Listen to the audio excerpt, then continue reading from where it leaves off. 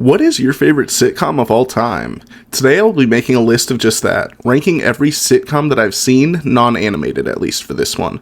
I hope you enjoyed today's video and subscribe if you do. Enough yapping from me, here we go. So I actually have two honorable mentions on this list. My Name is Earl and 30 Rock. I have seen those shows all the way through, but I don't have a great memory of it. It's been a long time, so I don't think I could accurately rank them. Alright, starting at number 20, I have The Mindy Project. I did watch this show the entire way through, but I didn't find it very enjoyable.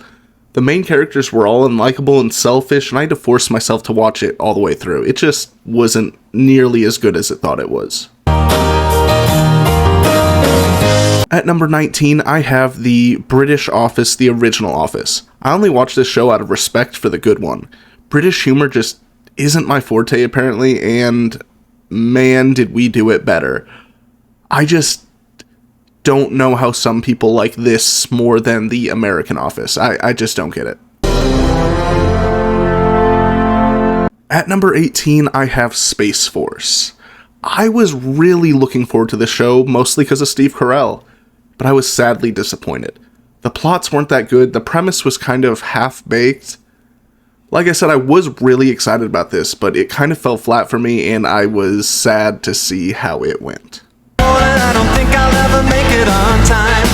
At number 17, I have Saved by the Bell. I think a big reason why I may like this less than some other people do is the fact that I have zero nostalgia attached to it. I watched this show last year for the first time, not as a kid. It's alright, I really like Mr. Belding, and the kids weren't terrible actors. It just doesn't stand out too much in my mind, and I do not see myself ever going back and rewatching it. At number 16, I have Friends. I know I'll get some hate for this, but I've always thought Friends was just incredibly overrated. Something about it always felt so phony and silly. My biggest beef might be Ross, though. I always hated him as a main character. He's boring, has terrible anger issues, and did not deserve to end up with Rachel. Spoiler, but it's been 20 years, guys, you're fine. It just wasn't nearly as good, and I think that's probably a big reason why I rate it lower, because of how much people seem to really like it, and I just don't get it. But either way, it ends up at number 16. Unbreakable, stay alive, damn it. At number 15, I have The Unbreakable Kimmy Schmidt. I think this show's okay. I don't know how well thought out it was past the initial idea. I do really like Ellie Kemper though, and her energy and comedy is always very welcome, and it does pretty well on screen. I just think this show could have been really, really good with the premise, and it just never made it to that level, and the lost opportunity really sucks. At number 14, I have Superstore. I think this show's incredibly underrated in general. I've only met a few people who have ever even seen it. But I thought it was pretty good. It's not one of the A-tier early 2000s sitcoms, but it's not a bad B-list sitcom. It's not bad at all. Unfortunately, it doesn't make it to the levels of some of the other ones, but it still is good. America Ferrera and Ben Feldman have pretty darn good chemistry, and there are some really funny moments in the show. It just isn't quite as good as some of the others above it. At number 13, I have Brooklyn Nine-Nine. I do like the show, but I don't think it's nearly as good as people think it is. I think a lot of people have recency bias with it, since it's such a new show. It's pretty funny at times, though. I think Jake Peralta's a pretty good character, even if he annoys me at points. I think the writers did a great job making a lighthearted sitcom in a police precinct work, and that's impressive in itself. At number 12, I have New Girl. This is a pretty good show, but I don't have it as high up as some people do. The thing the show really gets right is their characters and how they interact with each other. Schmidt and Nick are absolutely sensational together. I really love Cece and Winston too. Oddly enough, my least favorite character is Jess herself, and having a main character that I don't like really keeps the show from getting any higher on this list for me. At number 11, I have Schitt's Creek. While some of the other shows on this list have a problem with moving past their initial concept and evolving, I think Schitt's Creek does an amazing job of not getting caught up like that. These characters really grow and change, and things happen in the show that matters for the story. I really believe when this was written, they knew exactly where they were going to go, and they did a fantastic job getting there. I'm sad it didn't make the top 10, but it is pretty darn good. Now the story of a wealthy family who lost everything. At number 10, I have Arrested Development. This is one of the most cleverly written shows I have ever seen. Almost everything they say and do leads up to a joke at the end.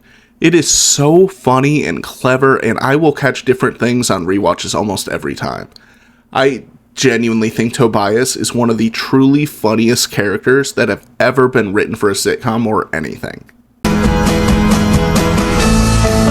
At number 9, I have How I Met Your Mother. So I will admit here, nostalgia is playing a huge part in this listing. This show definitely is problematic these days, and I genuinely hate Ted. But at the end of the day, it's so rewatchable.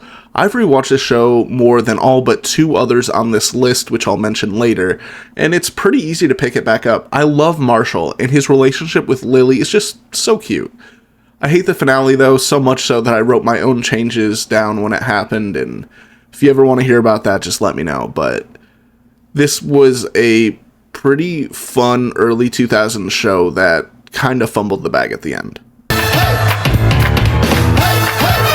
At number 8, I have Modern Family. This is another show with unbelievable writing. Not only that, but it's funny and has such a wide variety of characters who all have their own personalities and get flushed out throughout the show. It probably has more awards than the rest of these shows here combined, which is a little crazy, but it is still a pretty great show and always good to just throw on. It's a very easy show to just pick up what's going on in any random episode. But yeah, at number 8, I have Modern Family. At number 7, I have Parks and Recreation. This is the only show on the list, other than The Office itself, that has a similar energy to The Office, which will be mentioned later, obviously. This is a very good show with good writing, but the true star are, well, the stars. The characters in this show are so individually and uniquely funny. This also happens to be the last time I liked Chris Pratt, and he was fantastic in the show. I find myself remembering the characters and what they do way more than the individual episodes. This is a pretty darn good show, and the characters just elevate it way past that. At number 6, I have Community. Community has some of the highest highs and the lowest lows, but when they're on, it is unbelievably electric. From their paintball episodes to their Dungeons and Dragons episodes to their Darkest Timeline episodes. Community has some of the most off-the-wall great episodes of TV I've ever seen. I also love this cast. Abed, Troy, Annie, they all just have their own personalities and are so funny in their own way. If you've never given this show a chance, because I know it's one that some people haven't really seen, they've skipped over, please do. It's so worth it. Superman. At number 5, another underrated classic, I have Scrubs. Few shows on this list can even come close to the emotional beats I get occasionally while watching this show. When I hear the phrase, "Where do you think you are?" I almost cry every single time to this day. This is another show that I think flew under people's radar, but should absolutely get checked out if you haven't seen it. It has my favorite sitcom friendship of any show I've ever seen before, and it is just a really, really well-told and good show. At number 4, I have Curb Your Enthusiasm. I'll say it. This is the funniest show on this list, and maybe the funniest show I've ever seen. Probably, now that I think about it. Larry David is an actual genius. He basically made a show about his life and turned it into an R-rated Seinfeld, and it is phenomenal. This show finished up a year ago, and it ended so well, in my opinion. The one thing that kept me from putting it a little bit higher on this list was it doesn't feel too sitcom-y at times, but that would have only switched it with number 3. That's not a big deal. But I truly love this show and always look forward to rewatching it. At number 3, I have Seinfeld.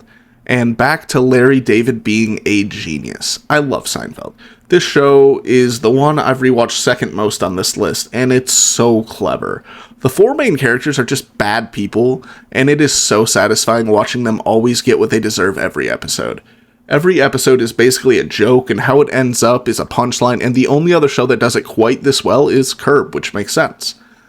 I really, really love this show and actively rewatch it all the time. Seinfeld is fantastic.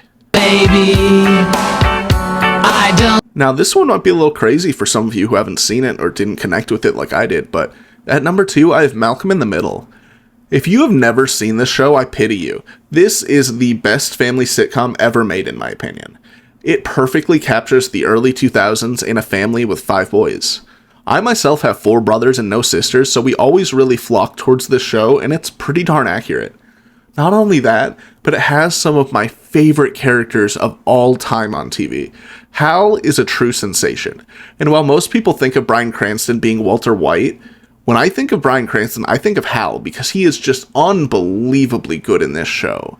Then there's Lois, who's just the ultimate authoritative mom, and she's scary, genuinely. And then all the brothers have their own little plots each episode. They're all different cogs in a machine, and it is fantastic the way it turns out. Please, please, please give this show a shot. And at number 1, the show that I've seen genuinely 50 plus times, The Office. I love The Office. I love just about everything about this show, and I'm not sure why it has such a hold on some people, myself included. But I've seen the show more than every other show on here combined. I find it endlessly rewatchable. The characters and their growth, it's just such a genuine delight to watch. This show just feels so realistic compared to some of the crazier shows on this list. This is not only my favorite sitcom, this is my favorite show I've ever seen. I love it so much. I'd go into detail about different characters and why they make the show great, but I'm planning on making a video ranking those characters specifically, so I'll save it for that. At the end of the day, this is my favorite show ever, and it's genuinely not really close. But thank you so much for watching. Like, comment, you know the deal. Subscribe if you like it. Comment what I overrated and what I underrated, because I love fighting with you guys in the comments. It's really fun. But aside from that, have a great day, and I'll see you in my next video.